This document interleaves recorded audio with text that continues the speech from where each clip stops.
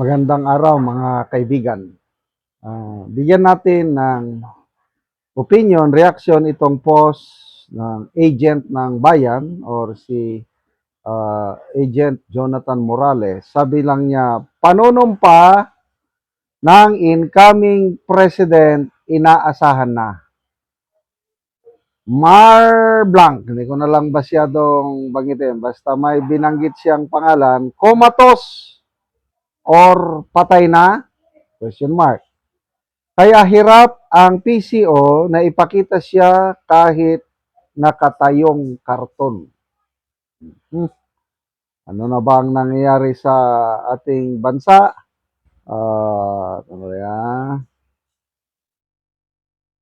Basa tayo sa mga comments. God moves in mysterious ways. Divine intervention. The time has come. Our beloved President Sara Duterte Carpio. Pwede na ba? The day of reckoning. Ang kabayaran ng kasalanan ay kamatayan, mababasa yan sa Holy Bible.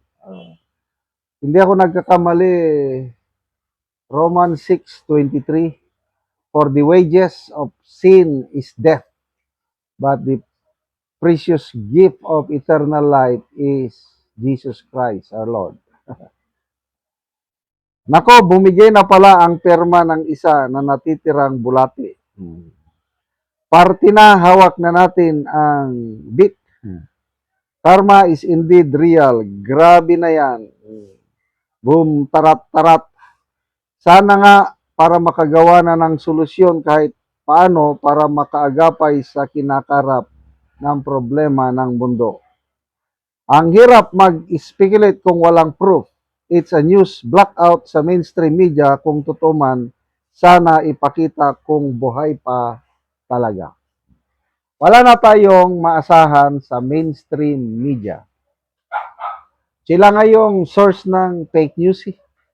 Sila yung nagpapakita ng litrato, video, na puros naman mga old pictures and videos. So, taong bayan, ganito na lang, puros haka-haka na ang hirap. Nasabayan pa ng problema natin sa langis. Magkano na ba ang presyo ng krudo sa inyo? Sa amin dito, sa lugar ko is 146, 147. Halos ayoko nang mag-gas up. Halos ayoko nang lumabas. Instead na ang dami naming plano sana ngayon dahil summer vacation. Matagal naming plinano ito na magmamasyal kami sa aking mga apo. Wala. Medyo kansilado ang ibang lakad dahil panibago yung paggasolina ka, magpakrudo ka, ganun, more than 100% ang ano. So ito pa, nasabayan pa ng bali-balitang ganito. Ang iba natutuwa, hindi, John Mark, God please save this country, let him rest and rot in hell forever. A sinking ship na tayo, kailangan may humaliling piloto. Kinakabahan na ang mga Coracotters. Naka-state of emergency ang Pilipinas. May tuniladang pansit. Iba talaga pag Panginoon na ang kumilos. Anyway, ang buhay natin, hiram. Kaya, paborito kong kanta, Espiritu Layo. Hiram sa Diyos ang ating buhay. Ikaw at ako, tanging handog lamang. Di ko ninais na ko'y isilang, ngunit salamat dahil may buhay. Ligaya ko nung ako'y isilang, pagkatao ay mayroong dangal. Sinong may pag-ibig, sinong nagmamahal, kundi ang tao, Diyos ang pinagmulan, kundi ako umibig,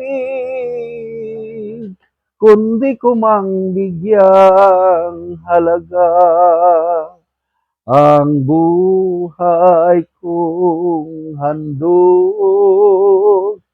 Ang buhay ko'y hiram sa Diyos, kundi ako nagmamahal. Sino ako? Oh, sa mga opisyalis ng gobyerno dyan, na mali-maleta, ang inyong kayamanan hindi nyo madadala sa libingan. Ang makikinabang dyan, yung maiiwan. Pag mamamatay na tayo, wala. Ang katawang ito, may lilibing maging lupa. Ang espiritu kaluluwa, haharap sa Diyos sa hukmanan. Kaya, ang paghandaan natin, mga kaibigan, yung biglaan. Ako, hindi ko alam kung dasal ko sa umaga, basta sabi ko, Panginoon, hiram ko lang itong buhay na to sa iyo. Kung kunin mo na ako ngayon, I am ready right now. Dalangin ko lang yung peaceful death ang aking gusto. Hindi na yung dadalhin pa sa ospital, uoperahan, mamimilipit sa sakit. Lalo na yan kung ang pinakamatinding sakit daw, yung pain, yung colon cancer. Grabe daw ang sakit niyan. Sino bang nakapagkwento sa akin na isang doktor? Ang sakit. Kaya, anyway, handa na ba tayo? Pagkunin tayo ng Panginoon? Para maging handa, yung palagi kong sinasabi mga kaibigan, mag-ABC lang tayo. Yung magandang balita ng Panginoong Hesus, tanggapin natin sa buhay natin. A, ano yung A? Admit that you are a sinner. B, believe. Maniwala na namatay at nabuhay muli ang Panginoong Hesus para sa kapatawaran ng iyong kasalanan. And C, commit or surrender your life to the Lordship of Jesus Christ. Salamat mga kaibigan sa inyong pagsubaybay sa ating channel. Nakakatulong kayo ng malaki sa tribong Talandig ng Bukidnon dahil ang sweldo natin sa channel na ito is pantulong po sa tribo. Namimigay tayo ng libreng yero at pako para makapagpatayo sila ng mas maayos na tirahan. Panoorin niyo ang video na ito. Muna ni ang among gihatagan o gero. So mag-atop na ni siya karon sa iyang balay.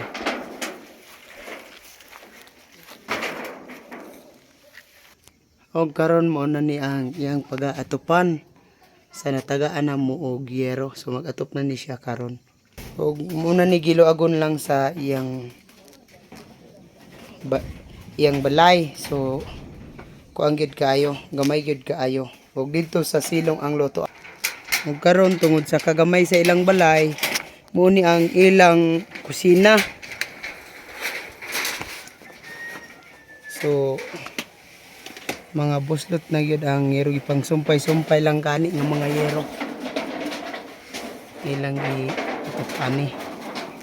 So gamay gyud kaayo. Tungod sa kagamay sa ilang balay, diri na sila sa naog magloto. Ano ni ang itsura sa iyang lutuan.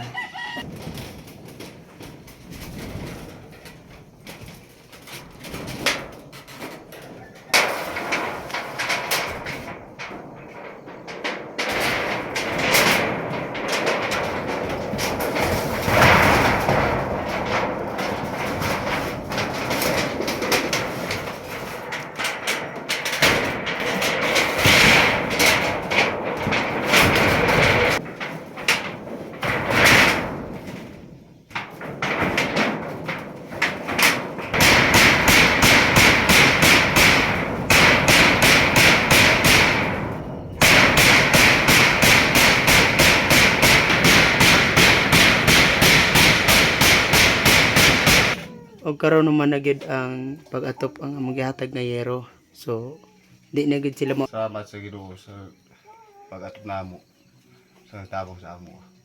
Salamat kaayo. Salamat ka.